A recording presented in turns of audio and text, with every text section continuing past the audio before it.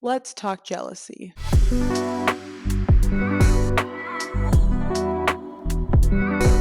Well, we're really going to be talking about envy, but sometimes we use the two interchangeably. I want to make a distinction between jealousy and envy.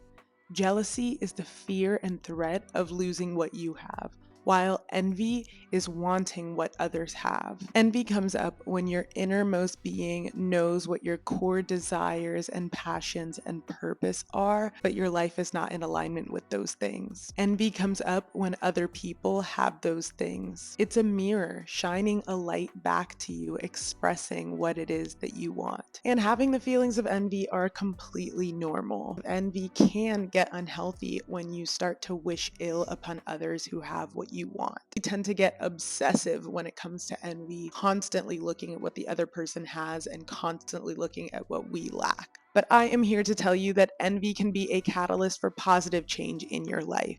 I'll tell you how. You can use these three things to let envy fuel the catalyst for change in your life. Number one is letting go of comparison. When we get envious, we tend to get stuck in this conundrum in our minds of bringing that person down or bringing ourselves down. When we let go of comparison and really recognize that there's an abundance to go around for everyone, you can really start to move towards a healthier place. When we get envious, we tend to compare and focus on our own lack. If we focus on what we don't have, then that lack is what's going to be and expand. When we focus on what we do have and what we want to expand, that's where we can create the space for abundance. It's really a simple confirmation bias in our minds. When our conscious mind puts a thought out there, our subconscious mind is going to find points of confirmation to reinforce the narrative we're telling ourselves. So if our conscious mind is creating the narrative of life's not fair, our subconscious mind is going to find out and point out different things in our life that confirm to you the narrative that life is not fair. But when you look at someone and see that they have what you want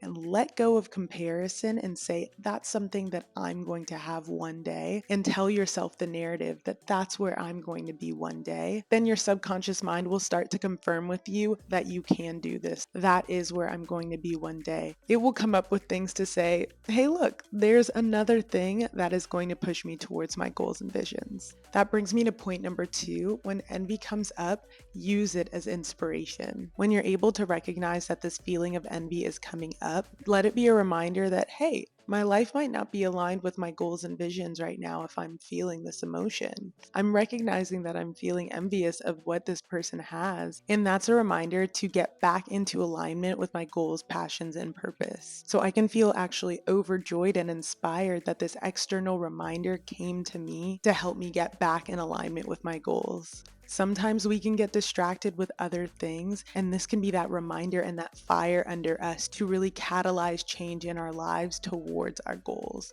And that brings me to point number three, which is create actionable goals. Use this feeling of envy to fuel the action plan on how to get inspired. Set specific goals that inch you towards your core desires and purpose. Setting the comparison aside and using that inspiration as fuel. What is that next step that can help you get towards where that person is, what that person has, so that you just take one step and another step and another step, and then you look back and you've actually come miles and miles working towards those goals, towards your passions, and creating far more alignment in your life than you had before. You can actually use this as a whole feedback loop to push you towards your goals and desires, and eventually being able to let go of the emotion of envy altogether. By letting go of comparison, feeling inspired, and creating actionable goals, you can consistently come back through this loop anytime that feeling of envy comes up, taking steps and strides towards your goals. I know firsthand that struggling with envy is a real thing,